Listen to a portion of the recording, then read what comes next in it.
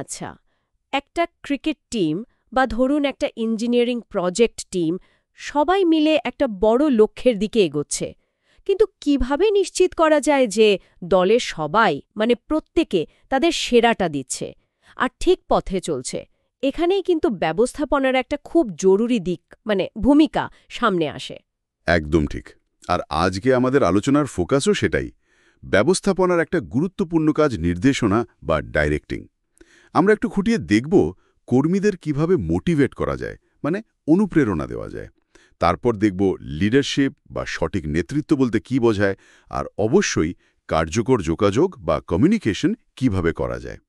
এই আলোচনার জন্য আমরা কিছু ব্যবস্থাপনার মৌলিক বই আর গবেষণাপত্র, ধরুন ভার্মার কাজ বা রাইস ইউনিভার্সিটির আলোচনা, এগুলোর সাহায্য নেব। দারুণ। তাহলে আসুন প্রথমেই শুরু করি অনুপ্রেরণা বা মোটিভেশন দিয়ে। এই জিনিসটা আসলে কি, আর একটা কোম্পানির জন্য কর্মীদের মোটিভেটেড রাখাটা কেন এত জরুরি বলুন তো?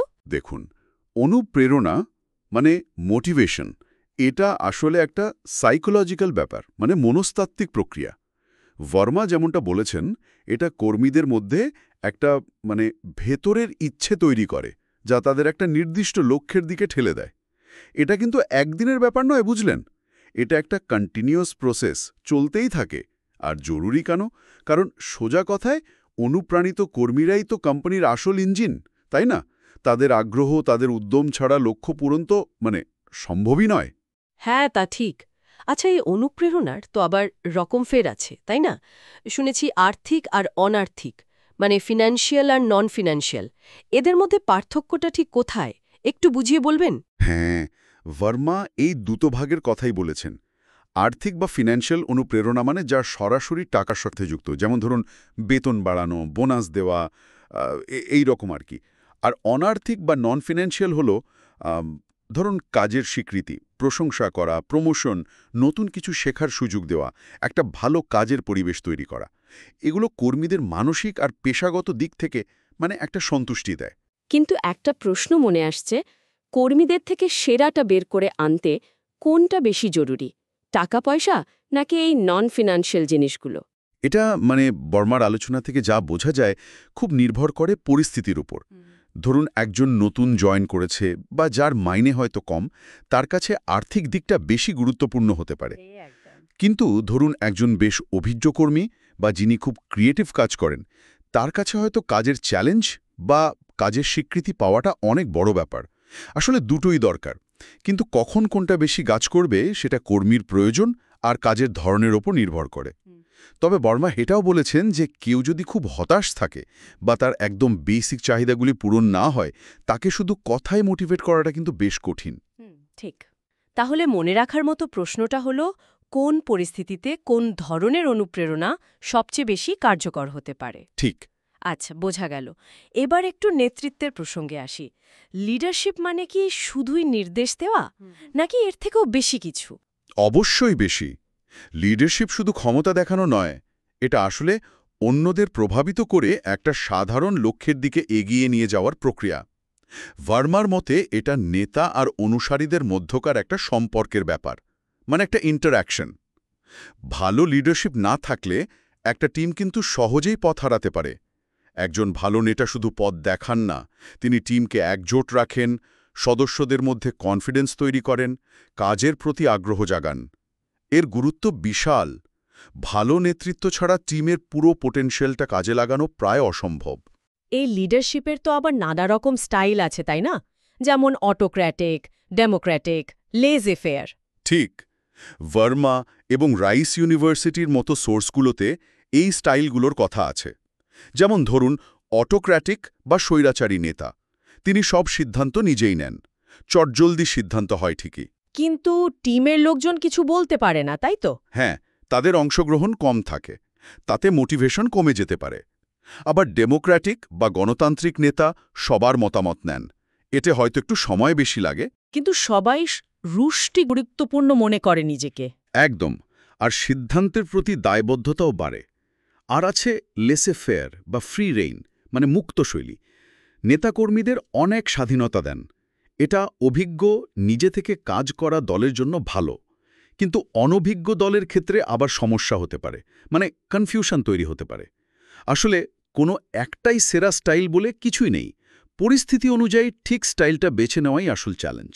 তাহলে এখান থেকে একটা প্রশ্ন মনে আসছে, একজন ভালো লিডারের সবচেয়ে গুরুত্বপূর্ণ গুণ কোনটা হওয়া উচিত? হ্যাঁ, এটা একটা বেশ কঠিন প্রশ্ন, কারণ বিভিন্ন পরিস্থিতিতে বিভিন্ন গুণের দরকার হয়।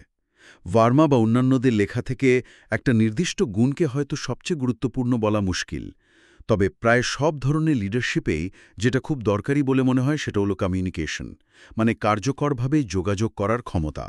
আর সেই সাথে টিমের সদস্যদের প্রয়োজন, তাদের অনুভূতি বোঝার মতো সেন্সিটিভিটি।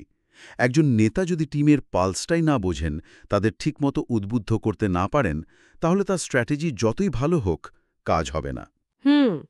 তাহলে মনে রাখার মতো প্রশ্ন হলো, আজকের দিনে একজন নেতার কোন গুণটা সবচেয়ে বেশি প্রয়োজনীয় বলে মনে হয়? ঠিক। আর এই কর্মীদের বোঝা বা উদ্বুদ্ধ করার জন্য সবচেয়ে জরুরি অস্ত্রটাই হলো কমিউনিকেশন বা সঠিক যোগাযোগ। ম্যানেজমেন্টের ক্ষেত্রে এর ভূমিকা ঠিক কতটা? কমিউনিকেশনকে তো ম্যানেজমেন্টের নার্ভাস সিস্টেম বলা যেতে পারে, মানে স্নায়ুতন্ত্র। ভার্মা যেমনটা ব্যাখ্যা করেছেন, এর মাধ্যমেই তো সবকিছুর আদান প্রদান হয়, তথ্য, আইডিয়া, নির্দেশ, অনুভূতি। এটা ছাড়া টিমের মধ্যে কোঅর্ডিনেশন সম্ভব না, প্ল্যানিং ইমপ্লিমেন্ট করা যায় না। কমিউনিকেশন বিভিন্ন দিকে হতে পারে, ওপর থেকে নিচে মানে ডাউনওয়ার্ড, নিচ থেকে ওপরে মানে আপওয়ার্ড, বা পাশাপাশি সহকর্মীদের মধ্যে মানে হরাইজন্টাল। আবার ফর্মাল বা ইনফর্মাল দুই রকমই হতে পারে। এই ইনফর্মাল বা অনানুষ্ঠানিক যোগাযোগ, যেটাকে অনেকে গ্রেপভাইন বলে, সেটা কি সবসময় খারাপ? অনেক সময় তো এর মাধ্যমে দরকারি খবরও বেশ তাড়াতাড়ি ছড়িয়ে পড়ে। খুব ভালো প্রশ্ন। গ্রেপভাইন বা অনানুষ্ঠানিক যোগাযোগ কিন্তু সবসময় খারাপ নয়। ভার্মার আলোচনাতেও এর পজিটিভ দিক আছে। এটা কর্মীদের মধ্যে একটা সোশ্যাল বন্ডিং তৈরি করে, অনেক সময় ফর্মাল কমিউনিকেশনের গ্যাপগুলো পূরণ করে দেয়।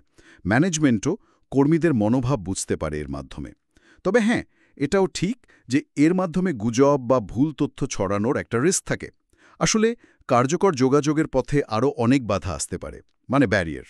যেমন কি হতে পারে? যেমন ধরুন, ভাষার সমস্যা, মেসেজটা ক্লিয়ার না হওয়া মানে অস্পষ্টতা, মিসআন্ডারস্ট্যান্ডিং বা ভুল বোঝাবুঝি, মানসিক দূরত্ব, বা ধরুন মনোযোগ না দেওয়া। ও আচ্ছা, তাহলে এই বাধাগুলো কাটানোর উপায় কি? কিভাবে ভালো কমিউনিকেশন করা যায়? বর্মা কিছু কৌশলের কথা বলেছেন, যেমন মেসেজটা খুব স্পষ্ট আর সম্পূর্ণ হতে হবে, সঠিক চ্যানেল বা মাধ্যম বেছে নিতে হবে, মানে কখন লিখে জানানো ভালো, কখন মুখে বলা ভালো। যাকে মেসেজটা দেওয়া হচ্ছে তার বোঝার ক্ষমতাটাও মাথায় রাখতে হবে। আর অবশ্যই ফিডব্যাক নিতে হবে, মানে যাকে বলা হলো সে ঠিকঠাক বুঝল কিনা সেটা জানা দরকার। ভালো কমিউনিকেশনের জন্য এই জিনিসগুলো খুব জরুরি। তাহলে প্রশ্নটা হলো, আপনার নিজের কাজের জায়গায় কমিউনিকেশনের কোন বাধাটা আপনি সবচেয়ে বেশি ফেস করেন? ঠিক। তাহলে আজকের এই আলোচনা থেকে আমরা মোটামুটি বুঝলাম যে মোটিভেশন বা অনুপ্রেরণা কর্মীদের কাজে শক্তি দেয়, লিডারশিপ বা নেতৃত্ব সেই শক্তিকে ঠিক পথে চালায়, আর কমিউনিকেশন বা যোগাযোগ এই পুরো সিস্টেমটাকে একসাথে বেঁধে রাখে, সচল রাখে। এই তিনটে স্তম্ভ একে অপরের সাথে জড়িয়ে আছে। একদম। আর এই বিষয়গুলো কিন্তু শুধু পরীক্ষার জন্য নয়। একজন ইঞ্জিনিয়ার হিসেবে বা যে কোনো প্রফেশনেই যখন কেউ টিম ম্যানেজ করবে, নতুন টেকনোলজির সাথে মানিয়ে নেবে বা ক্লায়েন্টদের সাথে ডিল করবে, তখন এই স্কিলগুলোই তার সবচেয়ে বড় অ্যাসেট হয়ে উঠবে। মোটিভেট করার ক্ষমতা, ঠিকভাবে লিড করার বিচক্ষণতা আর স্পষ্টভাবে কমিউনিকেট করার দক্ষতা, এগুলো ছাড়া আজকালকার দিনে প্রফেশনাল সাকসেস পাওয়াটা মানে বেশ কঠিন। টেকনোলজি যতই এগিয়ে যাক, মানুষের সাথে মানুষের সম্পর্ক তৈরি আর তাদের পরিচালনার এই বেসিক স্কিলগুলো সবসময় দরকারি থাকবে। এগুলো আসলে কোনো কোর্সের মধ্যে বাঁধা জিনিস নয়, এগুলো লাইফলং লার্নিংয়ের অংশ, মানে সারা জীবন ধরে শেখার বিষয়।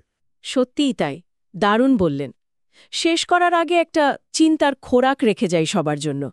এই যে আর্টিফিশিয়াল ইন্টেলিজেন্স, অটোমেশন আসছে, এই যুগে দাঁড়িয়ে ভবিষ্যতে লিডারশিপ আর কমিউনিকেশনের ধরনে আর কি ধরনের বড় পরিবর্তন আসতে পারে বলে মনে হয়?